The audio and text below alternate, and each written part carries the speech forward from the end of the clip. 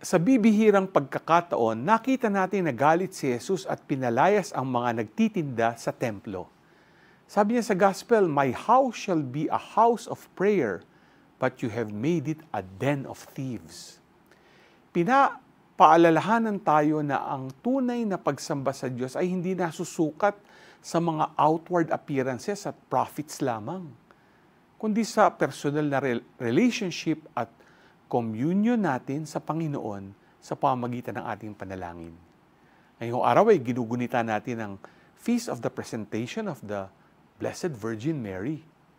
Gaya ng mahal na Birheng Maria na nag-alay ng kanyang buong sarili sa Panginoon, we're being challenged also to dedicate our whole selves to God. Tulad ng templo sa Gospel, maaring ang mga puso rin natin ay puno ng ingay at gulo na nakakaapekto sa relasyon natin sa Diyos. Hayaan nating linisin ni Jesus ang ating mga puso at isipan para mas maialay natin ang ating sarili sa Kanya. G ka ba?